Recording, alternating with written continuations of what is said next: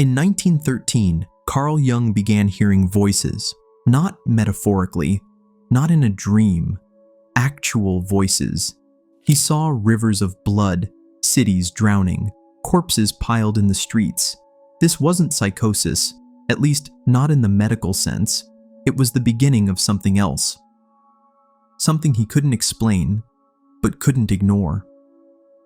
Instead of checking himself into a hospital, Jung did something no one expected. He documented it. Every hallucination, every dialogue with the figures in his mind, every mythic image that rose from his unconscious. He wrote it all down. Then he drew it, painted it, bound it in red leather, and locked it away. That book would remain unpublished for the next 50 years, hidden from colleagues, students, and even close friends. It wasn't released until 2009, decades after Jung's death, when the world finally got a glimpse inside. What they found wasn't a psychology textbook. It wasn't a case study. It was something closer to a spiritual relic. A strange illustrated manuscript written in calligraphy and visions, part journal, part scripture, part descent into the abyss. This wasn't Jung the scientist. This was Jung the wanderer, Jung the mystic, Jung the man who believed that what you refuse to face inside yourself will eventually destroy you from the outside. The Red Book is the map he left behind. This is the story of that book. The one he hid for 50 years. The one he said gave birth to everything he would later write. And maybe the one that came closest to breaking him. So why did Jung even start writing this thing in the first place? To understand that, you need to know what was happening in his life around 1913. This wasn't just a creative phase or a break between projects. This was collapse. Professionally, Jung had just severed ties with Sigmund Freud.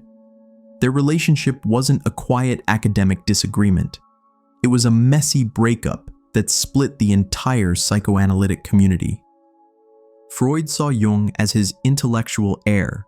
Jung, on the other hand, felt suffocated by Freud's refusal to go beyond the purely sexual theories of the unconscious. Their final meeting ended with Freud fainting, literally passing out in front of Jung, as if even their conflict had to be dramatic. That rupture sent Jung spiraling. Not outwardly, he still gave lectures, still saw patients, but internally he was unraveling. He began experiencing what he later called a confrontation with the unconscious. And no, that's not some poetic metaphor. He meant it quite literally. Here's what he wrote. I was frequently so wrought up that I had to eliminate the emotions through yoga practices. But since this did not help, I knew that I had to let myself be carried along by the current. He described visions that would hit him while riding the train or walking alone. Vast floods, dying civilizations, apocalyptic destruction. Keep in mind, this was before World War I. Months before the war even started, Jung had dreams that looked eerily like the trenches of Europe. Now ask yourself, if you started seeing these kinds of images in your dreams, detailed, repetitive, violent, would you talk to someone about it? Would you write it down? Or would you assume you were losing your mind? Jung didn't suppress them. He leaned in. He began documenting everything. But not like a scientist gathering data. He treated these visions like living things. He spoke to the figures in his mind, asked them questions, listened to their answers. He wasn't analyzing the unconscious. He was entering it. That's when the Red Book began to take shape. He called it an experiment, but it was more of a descent, a deep, deliberate fall into the parts of himself that most people spend their lives avoiding. He wasn't chasing madness, he was facing it, tracking it, conversing with it, and he was doing it alone. Most people don't realize that this period almost broke him. He had a family, a reputation, a career. But every night, he returned to the inner world, putting ink to parchment with the sense that he was documenting a myth being born. Not a fiction, but something more primal. And this wasn't therapeutic journaling. This was something else entirely. Something that had no roadmap. The real question is, why did he trust it? Why didn't he reject what he was seeing and hearing as delusion? Why did he believe that these inner figures, some terrifying, some divine, were worth listening to? Because Jung believed that the psyche wasn't just a personal container for memories. He believed it opened into something collective, that deep down we all shared a kind of mythic language, not learned through culture, but inherited through existence itself. What he was discovering through torment and vision was the foundation for what we now call archetypes, the shadow, the anima and animus, and the self. But at the time, none of these terms existed. He was building the map while walking through the dark. So when people say the Red Book is weird or impenetrable, they're missing the point. It wasn't meant to be read the way you read a textbook. It's more like watching someone go through an inner initiation, one they weren't sure they'd survive. Jung once said, "I had to understand that I was confronting contents of the collective unconscious. I had to try to understand what they meant." He wasn't trying to prove anything. He was trying to stay alive. So now that you know the storm Jung was moving through, let's get to the heart of it. What actually is the Red Book?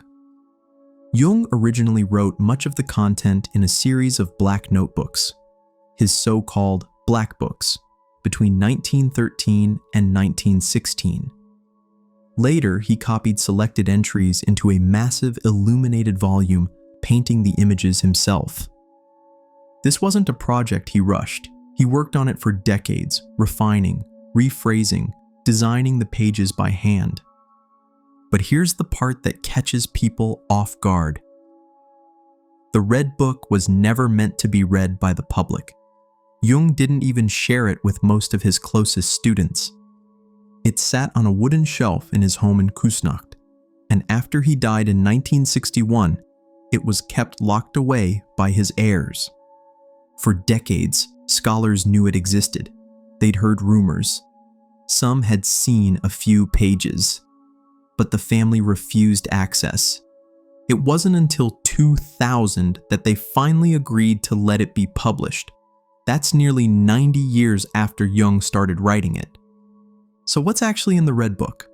Jung called it a record of his confrontation with the unconscious. It's written in a mix of narrative, poetry, reflection, and dialogue. He has conversations with symbolic figures, characters like Philemon, who became his internal guide, or Salome, the blind prophetess, or a serpent that twists through several visions. The writing doesn't follow a clear, logical path. It moves like a dream. Sometimes the tone is mystical, other times philosophical, sometimes terrifying. He doesn't censor himself. If something dark appears, he meets it head on. If you've ever kept a dream journal and gone back to read it years later, you'll know how bizarre and meaningful it can feel at the same time. Multiply that by 100, and you'll start to get a sense of the Red Book.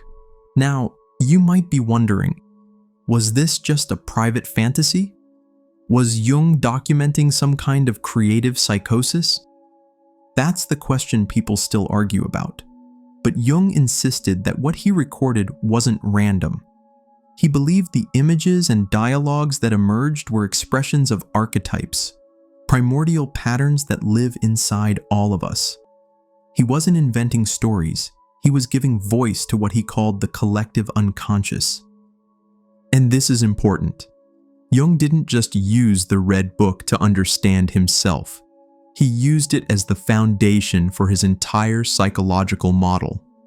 Everything he later wrote about the shadow, the self, the anima, individuation, it all started here.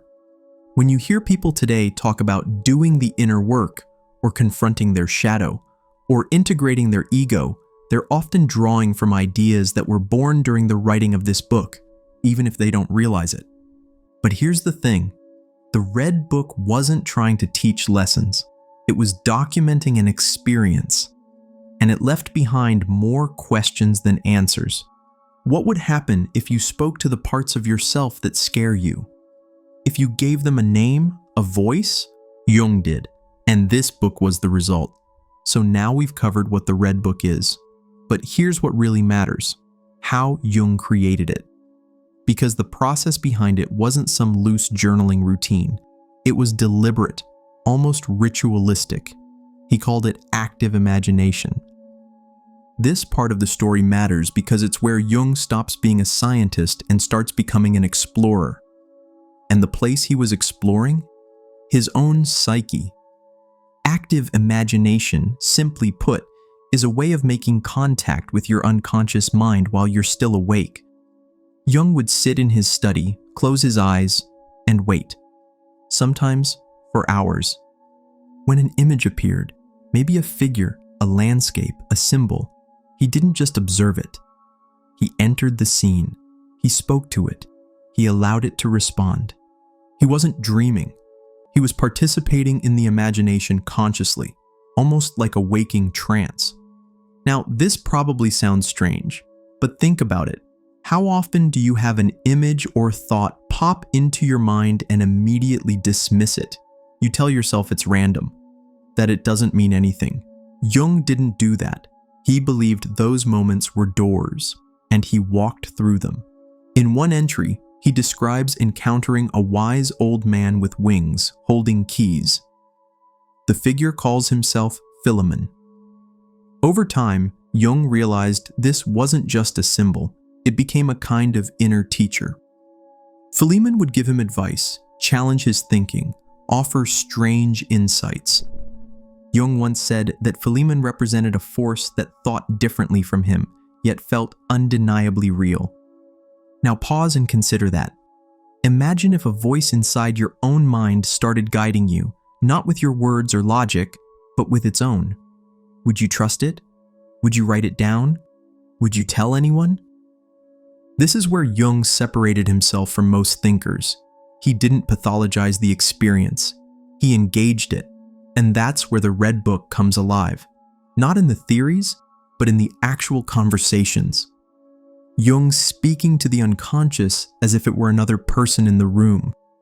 He meets a blind prophetess, a serpent that mocks him, a demon, a child, a dying god. These aren't metaphors to him, they're presences, and they force him to confront parts of himself that he'd rather avoid. His pride, his fear of death, his unresolved rage. What makes this powerful isn't that Jung saw strange visions, it's that he didn't run from them. And here's something that doesn't get talked about enough. Jung didn't think this journey was unique to him. He believed anyone who was willing to face their unconscious directly could experience the same thing. Not identical figures, of course, but their own inner world, with its own language and images. But he also warned that it wasn't safe. In his words, "The years when I pursued the inner images were the most important time of my life. Everything else is to be derived from this. It began at that time, and the later details hardly matter anymore." This wasn't therapy. It was survival. He wasn't trying to fix himself. He was trying to listen to something older, deeper, something most people spend their lives avoiding. And he did it every day, for years. So when people ask why the Red Book feels so dense, so strange, so raw, it's because it was written during a time when Jung wasn't explaining the psyche. He was inside it. Now that we've seen how Jung made contact with the unconscious, let's talk about what he found there. This part matters because it's where the Red Book stops being just a record of dreams and starts offering something bigger, a worldview, one that frankly makes people uncomfortable. At its core, Jung's journey forced him to face a reality most of us spend our lives dodging, that the human psyche isn't all light and reason. It's also darkness, chaos, contradiction. And instead of trying to silence those parts, Jung believed we have to speak to them, understand them, make space for them. one of the first major ideas that emerges from the Red Book is the reality of the shadow. Not just the concept he'd later formalize, but the experience of it. He confronts figures that mirror his pride, cruelty, arrogance, and fear. These weren't parts of his personality he admired, but they had something to say. This wasn't about guilt or self-loathing, it was about integration. If you don't acknowledge the darkness within you, it doesn't disappear. It operates in secret, quietly, in your relationships, your projections, your self-deception. You ever find yourself reacting way too strongly to something small, like someone interrupting you or ignoring your message or cutting you off in traffic? That spike of emotion, that overreaction, it's not always about the moment. Sometimes it's something older, buried, something you haven't faced yet. The Red Book is full of those moments. Jung encountering parts of himself that repulse him, confuse him, challenge him. But instead of shutting them down, he listens, and it changes him. Then there's his view of God and morality, another reason this book stayed hidden so long. Jung doesn't describe a God who's always good or always kind. He writes about the divine as a force that includes opposites, creation and destruction, beauty and terror. He believed modern religion had sterilized the divine, reduced it to dogma, and ignored the parts that didn't fit. In one passage, he writes, "Who looks outside dreams, who looks inside awakes." That line gets quoted a lot, but in the context of the Red Book, it hits differently. Because what he means is that true spiritual growth doesn't come from obedience. It comes from wrestling with your own nature, from looking into yourself and being willing to see whatever's there, even the parts you wish weren't. And then there's the idea of individuation, the long, painful process of becoming who you actually are beneath the masks. Not who your culture expects, not your career identity, not the version of you curated for friends or followers, the you that existed before all of that. Jung saw individuation as a kind of inner alchemy, and the Red Book was his laboratory. Every figure, every symbol, every conflict, it was material for transformation, not self-improvement, not positivity, but real change. Here's what that looks like in practice. A person realizes they're always bending themselves to keep the peace, always putting other people's needs first. They think they're being kind, but over time, that kindness becomes resentment, passive aggression, burnout. The shadow, in this case, might be a suppressed need for boundaries, or even anger, and instead of labeling it bad, the work becomes listening to it, asking what it wants, letting it speak. That's what Jung was doing in the Red Book, at scale. It wasn't comfortable, and it wasn't safe, but he believed it was necessary. So, when we say this book was hidden for 50 years, it's not just because it was strange. It's because the things it says, and the things it asks you to do, require courage most people aren't ready for. At this point, the obvious question is, if the Red Book meant so much to Jung, why didn't he share it? He could have published it. He had the name, the reputation, the audience. By the time he died in 1961, he was already considered one of the most influential thinkers in psychology. People would have read it, but he didn't release it. He didn't even try. And it wasn't because the book wasn't finished. It was. He kept working on it, revising entries, redrawing images, organizing the flow. But that wasn't the issue. The issue was exposure, vulnerability, misunderstanding. Jung called the Red Book the numinous beginning of everything he later developed. But he also called it a danger zone. He knew exactly what it was. A record of his most private, most chaotic spiritual crisis. And he knew what it would look like from the outside. Think about how mental health was treated back then. A man admitting he had long conversations with mythic figures in his imagination, that he painted his dreams and called them visions, that he believed God had a shadow and that morality wasn't about rules but inner integration. Even now, some of that would get you side-eyed. Back then, it could ruin your name, but it wasn't just fear of ridicule. Jung believed the contents of the Red Book were too raw. He worried that people would read it literally, that they'd try to mimic his experience without being ready, or worse, use it as some kind of spiritual shortcut instead of doing their own work. In fact, he rarely talked about the book directly, even in private letters. When pressed about it, he would deflect or say that people should focus on the published work. The more clinical, organized theories. He believed those ideas were more useful in the public eye. And here's something a lot of people miss. The Red Book wasn't written for an audience. It wasn't a performance. It wasn't meant to impress anyone. It was a record of psychological survival. A man trying to keep his footing while the ground inside him was collapsing. There's a difference between publishing something because you want people to learn from it and protecting something because you're not sure they'll understand what it cost. The irony, of course, is that when the Red Book was finally published in 2009, it became a global sensation. Scholars, spiritual seekers, therapists, and everyday readers pored over it. Some called it Jung's lost gospel. Others dismissed it as mystical rambling.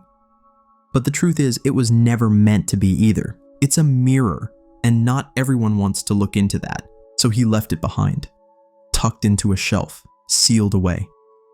Because Jung understood that sometimes the most valuable truths are the ones you're not ready to explain, not because they don't matter, but because they matter too much. So here's the part that really counts. Not just what the Red Book is, or why Jung hid it, but why it still matters today. Why people are picking it up over a century after he wrote it. And maybe more importantly, why it feels like it's speaking directly to this moment. Look around. We live in a time where distraction is constant. Everyone's curating an identity, reacting in real time, keeping up appearances. But behind all that, people are anxious, disconnected, not just from others, but from themselves. Jung saw that coming. He believed modern life pulled people away from their inner world. He warned that if a person didn't confront their unconscious, if they didn't come to terms with their own chaos, contradictions, and buried fears, then that shadow wouldn't just stay hidden. It would show up in how they treated others, in politics, in culture, in conflict. And when you look at the world now, how polarized, reactive, and surface level it's become, you start to understand what he meant. The Red Book isn't a guide. It doesn't offer steps. What it does is model something. It shows what it looks like when a person stops running from their inner life and decides to engage with it directly, honestly, even painfully. That's rare.